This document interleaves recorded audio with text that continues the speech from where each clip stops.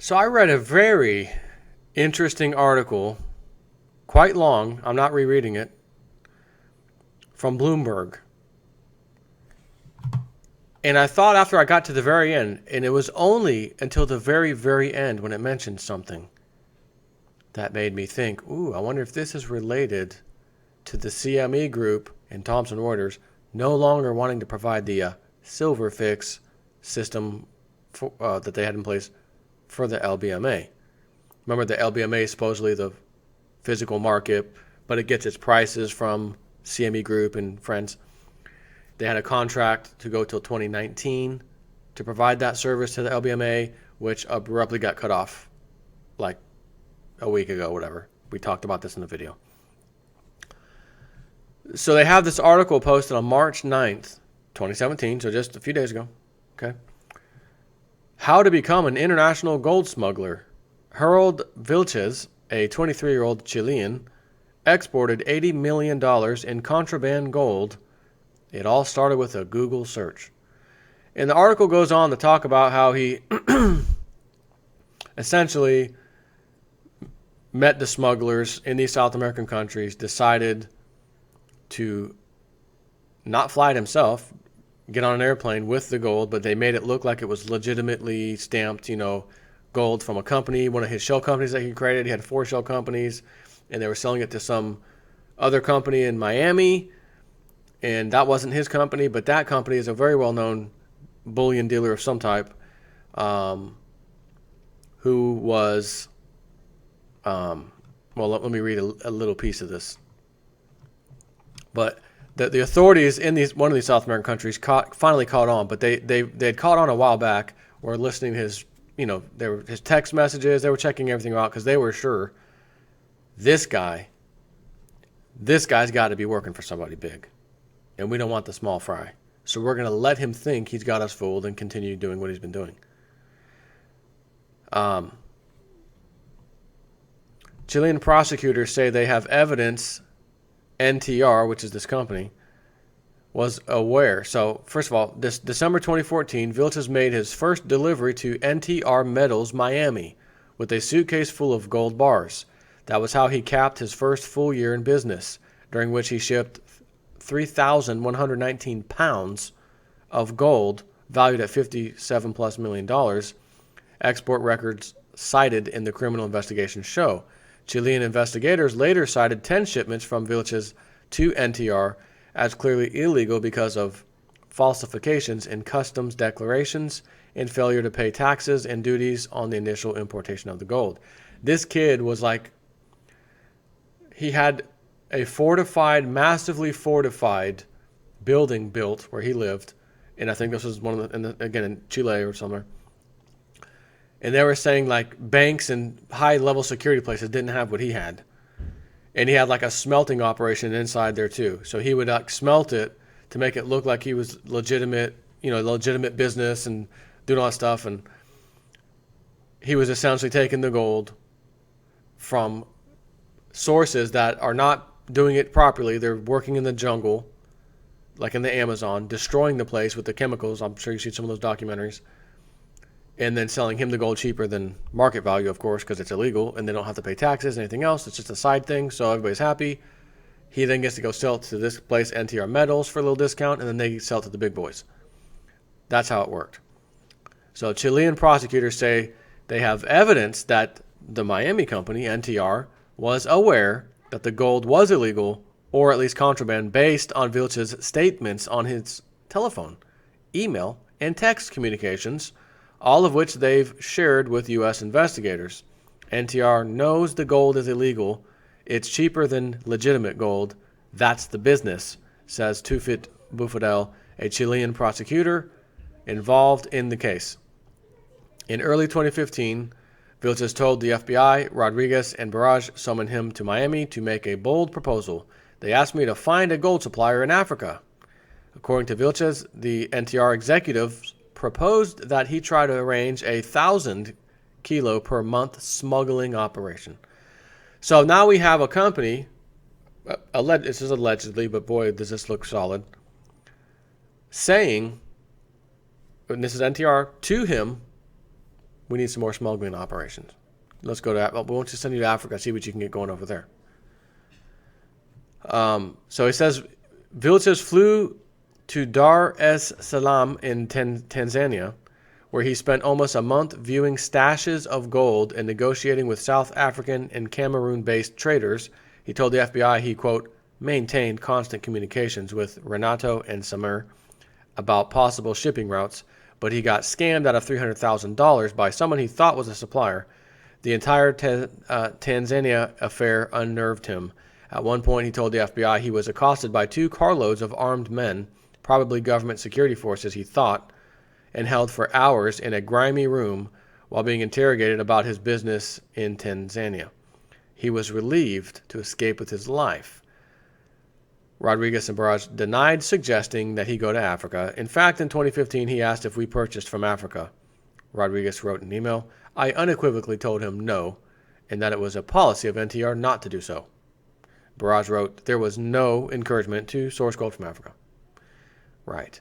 So I'm reading about this. It says he spent his money, this kid, 21 years old when he started this, spent his money on $1 million home adjacent to a lake with lilies and swans. He also invested $150,000 in a fortified building in Resolita, a Santiago neighborhood where stray dogs roam streets strewn with trash. Graffiti-covered 12-foot walls topped with barbed wire surrounded a 2-story building outfitted with level 5 bulletproof glass and armored metal doors. Steel-reinforced walls and an array of 32 cameras, security cameras, protected an inner sanctum. The final touch was a pepper spray system. Even in a bank, you don't see high-quality protection and security measures like this, says Perez, the Chilean prosecutor. So I'll link this article in case you want to read the whole thing about how this operation was happening and everything about it. It's from Bloomberg. Again, I'll link it. You can check the whole article out. It's quite long. But the bottom of this is what kind of caught my eye. Where is that part? LBMA. LBMA. Okay. Vilches told prosecutors that the NTR executives advised him to make videos of the refining process to better support his claims that the gold came from legal sources. He did that, and his marketing brochures carried photos of himself grinning while pouring liquid from a flask like a high school chemistry student, except that the flask was filled with liquid gold. NTR Metals Miami is one of the 49 offices of NTR Metals, also known as Elemental Direct, one of 8 divisions of Dallas-based Elemental LLC. Elemental Direct sells its gold as 99.99% pure bullion and certified as coming from legal mines by industry groups. Those groups include the London Bullion Market Association, or LBMA, the industry's self-regulating body, which counts officials from major banks and gold traders on its board. Elemental dedicates a section of its website to certifications of quality and origin, including a copy of the LBMA's Responsible Gold Certificate from a third-party audit of the company's supply chain due diligence. LBMA spokesman Alred Connolly, get ready to be surprised. Get ready to be shocked. Are you sitting down? Because I don't want you to fall over. The LBMA spokesman declined to comment about Elemental certification. So you had a third-party audit done of this entity, NTR Metals, and you got the Responsible Gold Certificate from LBMA. So you know how they showed us years ago that moron that was down in the gold vault? See, the gold's here, and he flipped up a gold bar, and there was a serial number, and someone looked up the serial number, and they were saying that gold belonged to GLD or something. Remember the fund? And when they pulled up the bar, it belonged to somebody else. Idiot. But they said, oh, the GLD and the SLV, both, we've had third-party auditors audit these. It's fine. Well, that's funny because the LBMA had a third-party audit and gave them a responsible gold certificate, as they called it. Isn't that amazing? So this came out on the 9th, this story from Bloomberg. Another certificate comes from the Conflict-Free Sourcing Initiative of the Electronic Industry Citizenship Coalition, or IECC. It's for Elemental Gold's smelter in Jackson, Ohio. To renew the certificate each year, Elemental hires auditors to review purchase and import records, tour the smelter, and interview employees about the source of the purchased gold. The mission is to assure that no gold comes from illegal mines that give rise to prostitution, labor abuses, and environmental damage, or fund illegal activities or war, especially in Latin America, says Leah Butler, director of the Conflict-Free Smelter Program at the EICC. We know that gold from Latin America is high risk, says Butler. She declined to comment on Elemental, citing EICC rules. The organization takes allegations of wrongdoing by any smelter or refiner in its program very seriously, she said.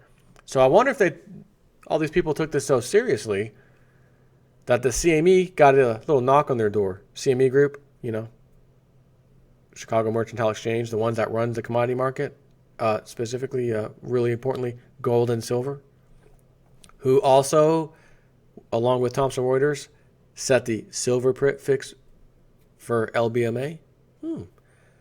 So I wonder, did they, I'm sure they found out before this article was published, they would know way before, and say, look, this is going to be, it's going to become news soon. We need to cut ties. LBMA, we had a good run. We rode that horse till it died. We love you. But we can't have this soil our relationship, especially over here in the U.S. We have to do something else. We're going to cut ties now because you're going to be involved in this to some level. Your name's going to come up. You've given them a freaking certificate of authenticity, if you will, and it was a fraud. So we're going to have to cut ties. When I saw this story, I thought about that. I cannot prove that at all. This is nothing more than a JSNP4 theory. But I read this it's a long article, but it's fascinating, and I do urge you to read it because it's really neat. And I thought, it's just a story. I don't even know why I kept reading it because there was nothing in there that told me, gold market manipulation. No. But it was a fascinating story. This 21-year-old, now he's 23, looked up something on the internet. Next thing you know, he's like what you'd call a drug lord, small-time drug lord who's making millions, but not drugs, gold. He loves gold, like Goldmember does. So that's why I kept reading it. It was just neat, And then I got to the very bottom, and something stood out at me with, flashing red lights, if you will. When I saw LBMA, my eyes grew about like this. LBMA, what is this? And they saved the best for last. Last couple of paragraphs. So anyways, is this part of that? Again, I know it's speculation, it is. But what are the chances that this has just happened in just a few days before major announcement on a late Friday? Remember Friday, breaking news, last week, whatever. LBMA, we're cutting ties with selling the silver pig. We'll stick around and help them for now, but they're gonna have to find someone else. We're gonna,